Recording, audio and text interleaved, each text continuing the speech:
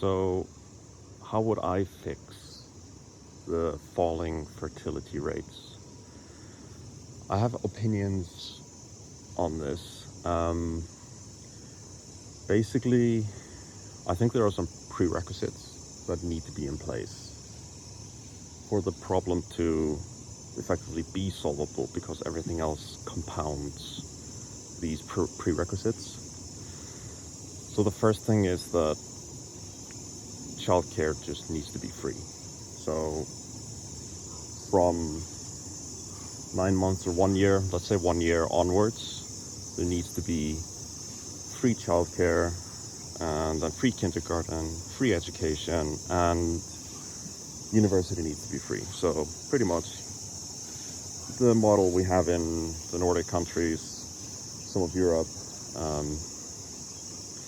I think this is just a prerequisite. This needs to be in place. And I think it's economically sensible as well for a state to do this, because you're effectively a child for government is an investment. So having these services in place and keeping them high quality, it's just good economics at the end of the day. So that's how I look at that. So assuming these things are in place, what other factors are there? So to me, I think there are two factors, and they pull heavily on each other. Oh, I forgot. The other prerequisite is parental leave. So if you have a child, basically, I think both parents should get leave. Both parents should be effectively forced to take leave. And I think it should be 9 months to a year for both parents. And they can take it at the same time, or they cannot. I think that should be up to them, but they need to take it within, let's say, 2 years or whatever. Some countries do this. I think some of the Nordics have this kind of system, and the argument there is that by forcing both parents to take leave, you're basically you're making it more of a shared experience. You're basically forcing both parties to take part in the raising of the child and doing things. But also, if it's just women taking time out of work, it's a form of inequality, and it can affect their careers. And I think this is like when people talk about the wage gap, I think this is, to me, the biggest issue that's currently affecting the wage gap between men and women is basically childcare leave. I think it disproportionately affects women and their careers, and I think that's really unfair. And I think that's why, I think this is a good thing, but in general, this is also a prerequisite for solving the fertility problem. Right, so if you make it so that childcare is free and education is free and both parents get, a good chunk of time off, these to me are like the basics. Like, this alone won't fix anything. It helps, but having this in place prevents all the other systemic issues from compounding, these not being in place, like the negative effects of these not being in place. Right, so what else is there? It is very expensive to raise a child, and historically it's been less of an issue because you can argue cost of living wasn't as crazy as it is today, mainly around housing, obviously. But I mean, it's always been like an economic burden. I mean, if you go back far enough, then having kids was an asset. Today they're a liability. That's just how it is. So I think, at least for now, there should be basically tax discounts for people. If you have when you have a child, you get tax discounts, and some places are doing this. Hong Kong, where I am right now, does this, for example. You get, I mean, you don't really pay much tax here anyway, so it's not like it's a massive incentive. But basically, once you have a child, you get a pretty big tax discount in the first year. So new parents here generally just don't pay tax, but some places do handouts as well. I think in Korea you get like $30,000 or something. It's probably the biggest one. But the thing is, like, in isolation, these policies don't really do much, and they're usually not enough. No place in the world, without one exception, which I'll talk about, has really done enough about this to say it's meaningful. It makes a meaningful difference. Say in South Korea, which is the biggest handout that I'm aware of, which I believe is 30,000. I haven't actually fact-checked this, but I believe it's 30,000. I got the number from the BBC, so here's what it is. It's around $30,000, according to the BBC, and basically, like, approximately, like, raising a child in Korea costs something like $250,000 on average, depending on the situation. So, you know, when you look at it in that context, to like $30,000 to $250,000, I mean, it's, let's be honest, not gonna make a huge difference. So these sort of handouts, they just feel performative. Like they're so small that I don't think people generally just even care. It's like, I didn't even know about them in Hong Kong. Because here you get a tax discount and you get, I think, like 20,000 Hong Kong dollars, which is like 2,000 British pounds. And we didn't even know about it, and we got it, and we were like, oh, that's cool. And it's like, but it's like a nice bonus, but you know, it's not meaningful. It doesn't really, like, it's not even rent for a month for most people.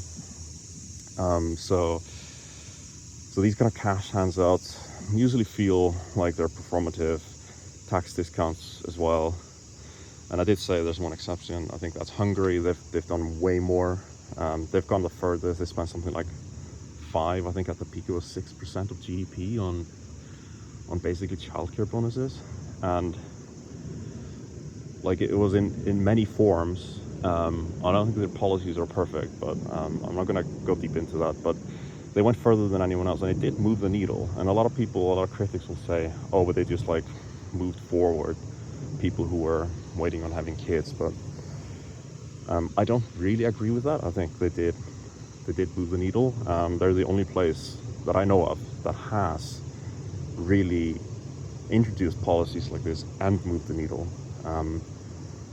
So it does show us that there is like a socioeconomic relationship between fertility rates, which I will just refer to as TFR from now on. So there is a relationship between these two. And Hungary has shown us that. So what else is there?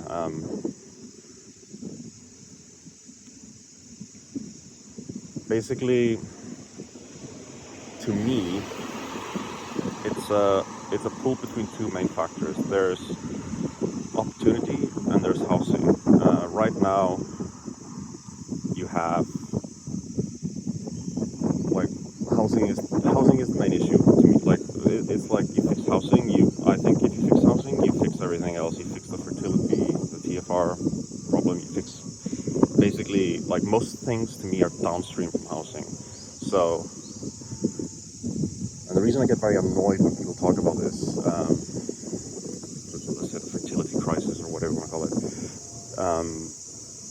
you get all kinds of weird takes. On one side, you have people who just are very kind of stuck in one corner of trying to understand the issue, and then on the other side, you have people with ideologies that seem to drive every conclusion that they make about the issue. And I think there are, like, legitimate like societal kind of structural issues that do, I guess, make it a bit worse or make it a bit more difficult. Like now most people go to university, or a lot of people go to university, so that already sets you back like 4 years in terms of starting your career. So that obviously that's going to make a difference. And obviously nobody's actually doing anything about that. And yeah, it doesn't help that in most places nowadays it sets you back 4 years and like $60,000. But never mind. I think the thing that's telling to me is that the thing that basically annoys me about the discussion is in a lot of places, and I'm generalizing here. Like every country has differences that people can point to and go like, oh, well, what about that place? Well, that's different, but they don't have that problem, but they still have lower fertility. I think you can endlessly point to those. Like, yeah, there's got to be some differences. But in general, if you look at the West, if you look at, say, the UK, the US, the Anglosphere, something like 30% of millennials own homes. And I think when you realize that, it becomes glaringly obvious, like, oh, okay, well, that's why they're not having kids, because they don't have a home. If you don't have a home, you're probably not going to get married. And another thing that people get into is like, oh, why are people not getting married? Well, yeah, it's because they don't own homes. Most people, they buy a home and get married, not the other way around. It's just kind of how it is. So it feels like, to me, like a fairly obvious answer. But the discussion always goes into, like, they seem to never talk about housing. When this is discussed, it seems to, like, housing seems to never come up. And people seem to get into, like, gender ideology instead, like feminism, and, like, yeah, women entering the workforce and being educated, and people identifying with their career. People talk about, like, cultural changes and value changes, and people just want fewer kids, which is not, by the way, correct for the most part. So there are surveys out there and studies that pretty much say people want more kids but aren't having them. And the question is why. It's not, oh, people want fewer kids, so people are having fewer kids than they want to. But to me, it's housing. We kind of just don't build enough housing. Housing is too expensive. I've talked about this before. Housing is just like not a good way to store value for society. It shouldn't be a speculative investment. But in general, for me, if you fix housing, if housing wasn't so expensive, people wouldn't be so obsessed with their careers. Careers are massively competitive nowadays. People generally, they grow up somewhere and there's nothing going on there. They move, go to university, so buy friends, new friends, okay, at university. Then you finish uni, and then you move somewhere else to some city to start working. It's like, all right, goodbye, new friends. And then you end up in a city and you have to make new friends, and you have to start over socially. And this feeds into like why people are partnering later and later, because you're effectively resetting your social circle every few years at the beginning of your life, which is like massively weird, by the way. Like this, again, I feel like people don't talk about this at all, but this is, I think, a big part of the reason why people are partnering later and later. And even in the first years of your career, like, things are very unstable. Most people work quite hard, you know, if you follow this path. People work very hard, and you're living in these expensive cities. Housing is still ridiculously expensive because, again, like, opportunities are concentrated, and where the opportunities are, the housing is expensive. Right now, if you ask me, the best places are like places like Pittsburgh in the US, like kind of flyover state cities that are like pretty decent places to live, and they have housing costs are like 3-4x median wage. Not too bad, honestly. Like relatively, currently, I'm not saying like overall it's still bad. It's like, to me, like affordable housing is like 2x median wage. But the thing is, when you start looking, I've looked at real estate in these cities, and even those places in the U.S. that are supposedly like the best, like even when you filter out like, okay, like a decent area, you know, good schools, decent houses, it actually starts getting quite expensive. So it's like, it's not even like they look better on paper than they do in reality, is what I'm saying. Okay, so the problem is the places that have stuff going on, they are expensive. I mean, that's normal to a degree. But the thing is that the places that don't have things going on are just not very livable nowadays. And when you start talking about TFR, people always point to like, oh yeah, there's like loads of places with cheap housing that people aren't really having kids there either. And yeah, I mean, that's technically true if you literally just look at the graph and make a decision based on that. But you have to like look at the real situation on the ground. People point to rural European cities like Eastern Europe, Italy, Spain, etc., and people point to like rural Japan. I think you can get free houses there even. Oh, they still have low TFR. Right, so if you go and actually look at these places, like A, like there's nothing really going on there. B, most of the people who live there are the old people who lived there as adults and just didn't leave. Everyone who's young left to the cities because there's no jobs, there's no services, there's just not much of an economy. So obviously, as a young person, I guess you could live there, but it's not much of a life. So never mind raising a family, you basically there's no the kids there. There's no schools probably. Like it's not really like viable. So I think the thing that where that argument falls apart is that yeah, you have cheap houses because there's like it's the same as saying like, well, this mountain you can have that house for free on that mountain. There's nothing there except that house, but look, there's no kids on the mountain. It's a bit like saying that. It's kind of insane, really. So yeah, if there's no young people, obviously there's not going to be kids. It's not very complicated, but somehow this is lost on a lot of people. Don't really understand the topic. So that bothers me a lot.